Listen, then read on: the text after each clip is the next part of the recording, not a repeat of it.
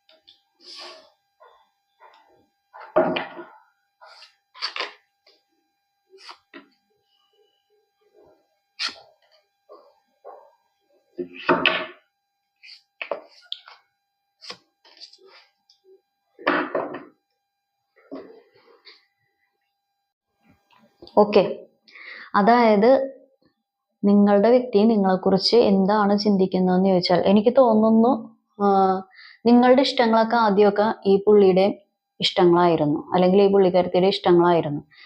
പിന്നെ പിന്നെ നിങ്ങളുടെ ഇഷ്ടങ്ങളൊക്കെ ഇവരുടെ അനിഷ്ടങ്ങളായി മാറി. അങ്ങനെയുള്ള ഒരു കാര്യം കാണിക്കുന്നുണ്ട്. ആദ്യകാലങ്ങളിലൊന്നും നിങ്ങൾക്ക് ആളുടെ യഥാർത്ഥപരമായിട്ടുള്ള കാര്യങ്ങളൊന്നും അറിയില്ലായിരുന്നു. പിന്നെ പിന്നെ പിന്നെ പിന്നെ ഓരോ പരിപാടികളും നിങ്ങൾ പോലും പ്രതീക്ഷിക്കാത്ത സംഭവങ്ങൾ ലൈഫിൽ നടക്കാൻ തുടങ്ങിയ പിന്നെ അതിൻ്റെ മൂർധന്യാവസ്ഥയിലോട്ടൊക്കെ എത്താൻ തുടങ്ങിയ പിന്നെയാണ് പല കാര്യങ്ങളും പല യാഥാർത്ഥ്യങ്ങളും നിങ്ങൾ വിഷമത്തോടുകൂടിയും വേദനയോടുകൂടിയും മനസ്സിലാക്കിയത്. കാരണം നിങ്ങൾ നല്ല രീതിക്ക് ഇതാണ് എൻ്റെ ലോകം, ഈ വ്യക്തിയാണ് എൻ്റെ ഒരു വേൾഡ് എന്നൊക്കെ നിങ്ങൾ ചിന്തിച്ചു വെച്ചിട്ടുണ്ട്. കാരണം ഒന്നല്ലാന്നുണ്ടെങ്കിൽ എന്താ പറയുക, ഈ വ്യക്തിയുടെ ഒരു സാമീപ്യം നിങ്ങൾക്ക് നല്ലൊരു ഹാപ്പിനെസ് തന്നിട്ടുണ്ട്. അതല്ലാന്നുണ്ടെങ്കിൽ ഈ വ്യക്തി നിങ്ങളുടെ ജീവിതത്തിൽ ഒഴിച്ചുകൂടാൻ പറ്റാത്ത ഒരു ആളായിരിക്കാം. നിങ്ങളുടെ കുട്ടികളുടെ മദറായിരിക്കാം, അല്ലെങ്കിൽ അച്ഛനായിരിക്കാം. അതും അല്ലാന്നുണ്ടെങ്കിൽ ഒരു എന്താ പറയാ, ഒരു ലവർ റിലേഷൻ ആണെന്നുണ്ടെങ്കിലും ഒരു ആത്മബന്ധമുള്ള ആളുകളെ പോലെ ഒരു വിട്ടുപിരിയാൻ പറ്റാത്ത ആത്മബന്ധം തോന്നിയ ഒരു വ്യക്തിയായിരിക്കാം നിങ്ങൾക്കിത്. ഒരു കുടുംബ ബന്ധം ഒന്നുമില്ലെങ്കിൽ, കാരണം നിങ്ങൾ പ്ലാൻ ചെയ്തിട്ടുണ്ടാകാം മാരേജ് ചെയ്യണമെന്നും. അതും അല്ലാന്നുണ്ടെങ്കിൽ ആത്മബന്ധം തോന്നിയ പോലെ നിന്നൊരു വ്യക്തിയായിരിക്കാം. കാരണം നിങ്ങളെ തന്നെ പലപ്പോഴും ചോദ്യം ചെയ്തിട്ടുണ്ട്.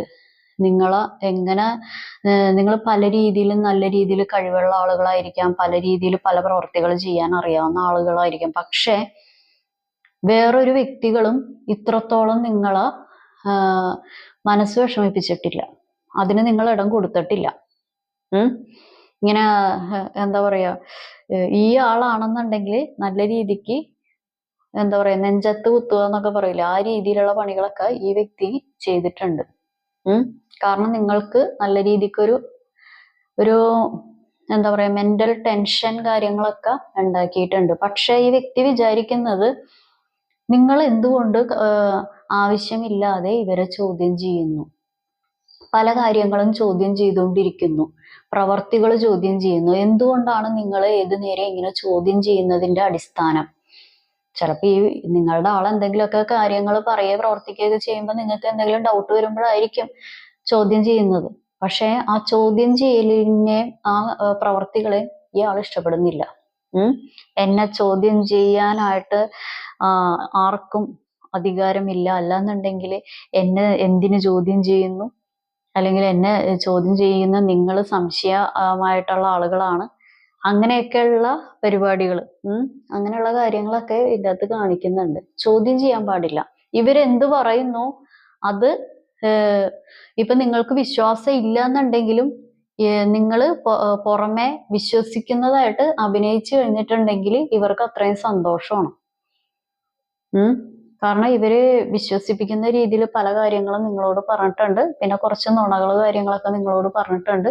അപ്പൊ അത് അവരുടെ മുമ്പിൽ തന്നെ നിങ്ങൾ വിശ്വാസപരമായിട്ട് കാണിച്ചാൽ ഓക്കെ. ഇല്ല എന്നുള്ള രീതിയിൽ നിങ്ങളുടെ മുഖത്തൊരു മുഖഭാവം, ആ ഒരു ഫേസിന് ഒരു എക്സ്പ്രഷൻ ചേഞ്ച് വന്നിട്ടുണ്ടെങ്കിൽ തന്നെ ആ വ്യക്തിക്ക് ഇഷ്ടപ്പെടത്തില്ല. കാരണം ഒരു ഐഡന്റിറ്റിക്ക് കോട്ടം വരുത്താൻ പറ്റില്ല, ഒരു ഇൻസൾട്ട് സഹിക്കാൻ പറ്റത്തില്ല, അത് താങ്ങാൻ പറ്റാത്ത ഒരു വ്യക്തിയാണിത് നിങ്ങളുടെ ആള്.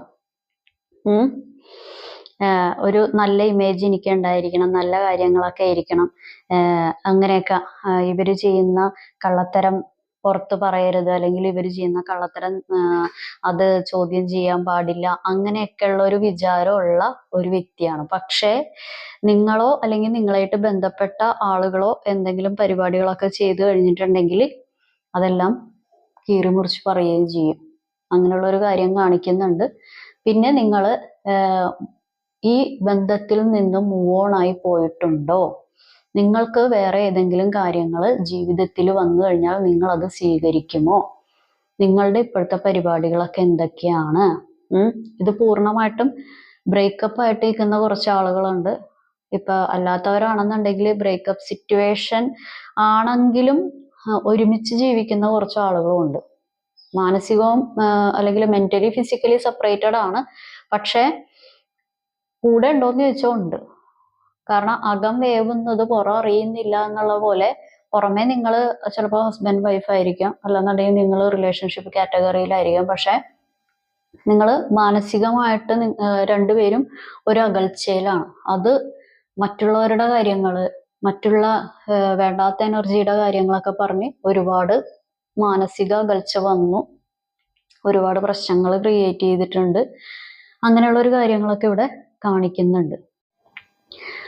നിങ്ങൾക്ക് ഇവരെ കൊണ്ട് ഉണ്ടാക്കിയിരിക്കുന്ന കാര്യങ്ങളൊക്കെ ഇവർക്കറിയാം.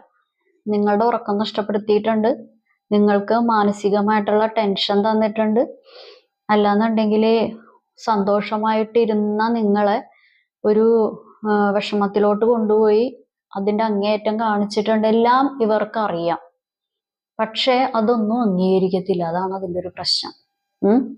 അതൊന്നും അംഗീകരിക്കില്ല. ഈ പോളിഷ് ചെയ്ത് അവരെ തന്നെ അവർ നന്നാക്കിക്കൊണ്ടിരിക്കും.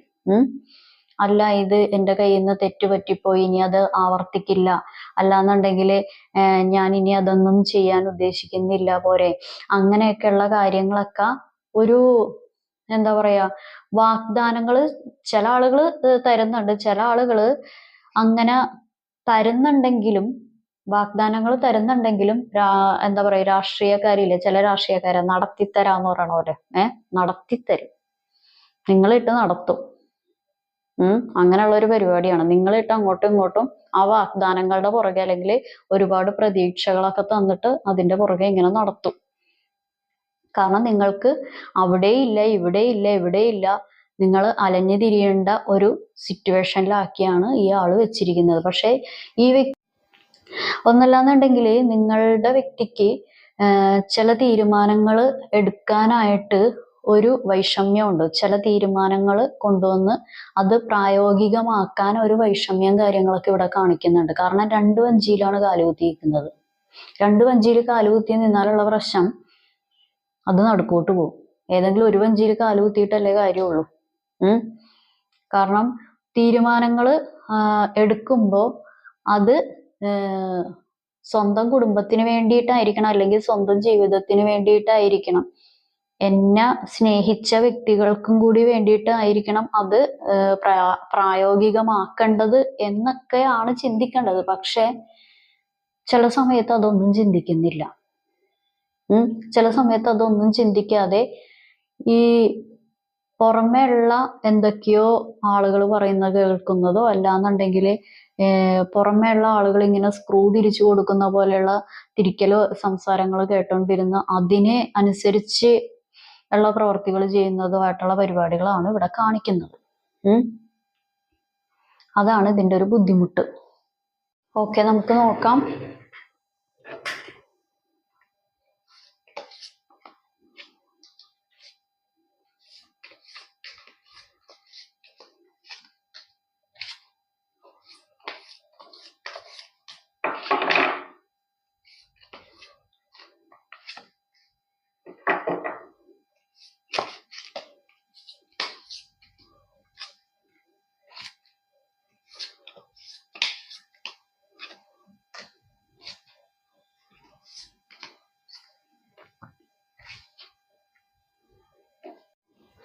നിങ്ങളുടെ വ്യക്തിക്ക് നിങ്ങളുടെ അടുത്ത് റീയൂണിയൻ ആകണമെന്ന് ആഗ്രഹമുണ്ട്.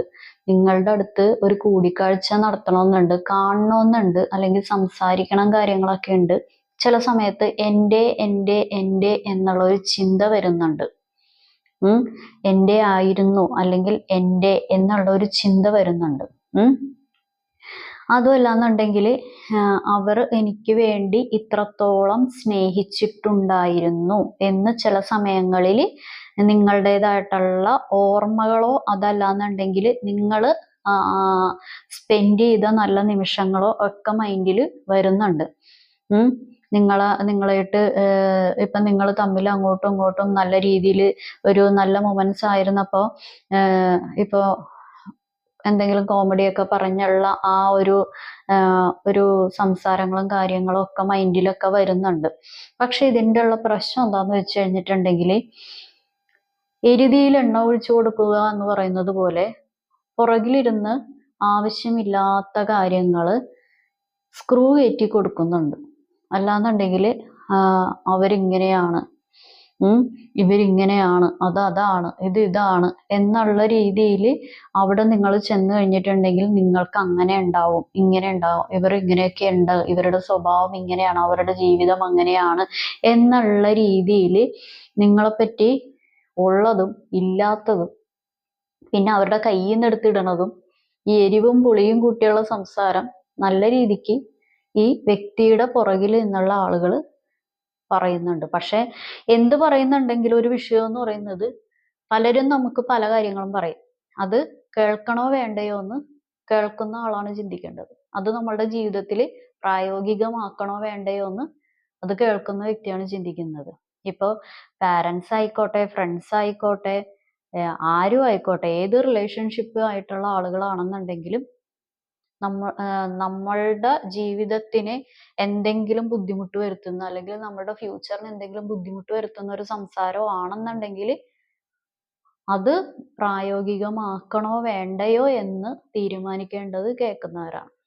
അല്ലാതെ ഇപ്പൊ നിങ്ങളുടെ വ്യക്തി അവരെ വിഷമിപ്പിക്കണ്ട, അവരെന്ത് വിചാരിക്കും, അവരെ എനിക്ക് പ്രീതിപ്പെടുത്തണം, അവരെ എനിക്ക് പിണക്കാൻ പറ്റില്ല, അല്ലെങ്കിൽ അവര് പഴമ ഉള്ള ആളുകളാണ്. ചില നിങ്ങളുടെ വ്യക്തികൾ അങ്ങനെ വിചാരിക്കുന്നുണ്ട്. അവരിത്തിരി പഴയ ആളുകളാണ്, അവരെനിക്ക് അങ്ങനെ ചെയ്തിട്ടുണ്ട്, ഇങ്ങനെ ചെയ്തിട്ടുണ്ട്, അവരുടെ കണ്ണുനീര് എനിക്ക് കാണാൻ പറ്റില്ല, അല്ലാന്നുണ്ടെങ്കിൽ അവര് അങ്ങനെ കുറച്ച് ആളുകൾ വിചാരിക്കുന്നുണ്ട്. ചില ആളുകൾ വിചാരിക്കുന്നത് അവർക്ക് ഞാൻ പ്രയോറിറ്റി കൊടുക്കണം, അവർക്ക് ഞാൻ പ്രയോറിറ്റി കൊടുക്കുന്നതാണെന്ന് അവർ മനസ്സിലാക്കണം, എന്നാലേ അവർ കൂടുതൽ എന്നെ സ്നേഹിക്കുകയും സന്തോഷിപ്പിക്കുകയൊക്കെ ചെയ്യുള്ളൂ. കാരണം അവരെ എനിക്ക് പിണക്കാനും ബുദ്ധിമുട്ടിക്കാനും പറ്റില്ല.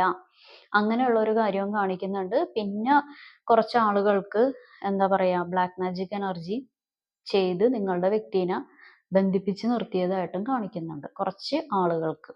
കാരണം അങ്ങനെയുള്ള ഒരു പരിപാടി ഇവിടെ കാണിക്കുന്നുണ്ട്. കാരണം നിങ്ങളുടെ അടുത്ത് വീണ്ടും ഒരു റീയൂണിയൻ, വീണ്ടും ഒരു സംസാരം, ഒരു എല്ലാം മറന്നുള്ള ഒരു പുതിയൊരു തുടക്കം എല്ലാം ആഗ്രഹിക്കുന്നുണ്ട്, ആഗ്രഹമുണ്ട്. പക്ഷെ ഇതൊക്കെ ചില കാര്യങ്ങളൊക്കെ തടസ്സമായിട്ട് നിൽക്കുന്നുമുണ്ട്. ഈ വ്യക്തി വിചാരിച്ചു കഴിഞ്ഞിട്ടുണ്ടെങ്കിൽ നിങ്ങൾക്ക് എന്തൊക്കെ സന്തോഷങ്ങളും സമാധാനങ്ങളും ആണോ നഷ്ടപ്പെട്ടത്, ആ ഒരു സന്തോഷവും സമാധാനവും നിങ്ങൾക്ക് വീണ്ടും നേടാൻ പറ്റും ഈ വ്യക്തി വിചാരിച്ചു കഴിഞ്ഞാൽ. കാരണം പല രീതിയിൽ പല വിധത്തിൽ നിങ്ങളെ സന്തോഷത്തിന്റെ ഒരു മൂർധന്യാവസ്ഥയിൽ ഈ വ്യക്തി വിചാരിച്ചു കഴിഞ്ഞിട്ടുണ്ടെങ്കിൽ കൊണ്ടുപോകാൻ. ഇവിടെ റീയൂണിയൻ കാര്യങ്ങൾ കാണിക്കുന്നുണ്ട്. അത് ചിലപ്പോൾ ടെക്സ്റ്റ് മെസ്സേജ് ആയിരിക്കാം, അല്ലാന്നുണ്ടെങ്കിൽ നിങ്ങൾ തമ്മിലൊരു കൂടിക്കാഴ്ച കാണുന്നുണ്ടാകാം.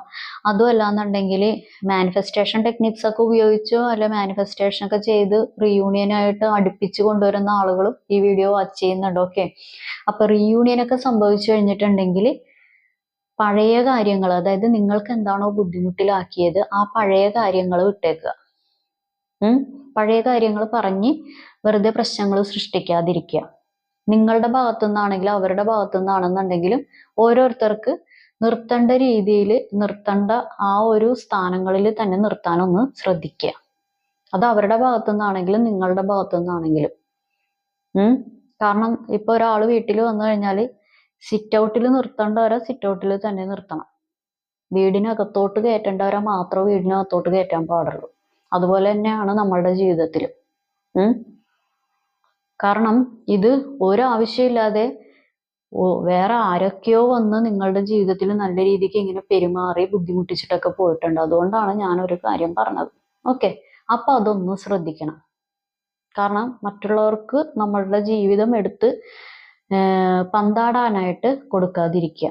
അത് രണ്ടു കൂട്ടരാണെങ്കിലും. ഇപ്പൊ നിങ്ങൾ റീയൂണിയൻ ആയി കഴിഞ്ഞിട്ടുണ്ടെങ്കിൽ ആ വ്യക്തിനെയും ഒന്ന് പറഞ്ഞ് മനസ്സിലാക്കുക. നിങ്ങളുടെ ജീവിതത്തിൽ ഉണ്ടെന്നുണ്ടെങ്കിൽ നിങ്ങളും അതൊന്ന് മനസ്സിലാക്കുക. ഓക്കെ, കാരണം അതൊക്കെ അറിയാലോ, അതുകൊണ്ട് പറഞ്ഞു. ഓക്കെ, അപ്പൊ ഇതാണ് ഇന്നത്തെ റീഡിങ് എല്ലാവർക്കും ഇഷ്ടപ്പെട്ടെന്ന് കരുതുന്നു. ഇതൊരു ജനറൽ റീഡിംഗ് ആണ്. നിങ്ങൾക്ക് കണക്റ്റ് ആവുന്ന, നിങ്ങൾക്ക് റെസണേറ്റ് ആവുന്ന കാര്യങ്ങൾ മാത്രം എടുക്കുക, അല്ലാത്ത കാര്യങ്ങൾ വിട്ടേക്കുക.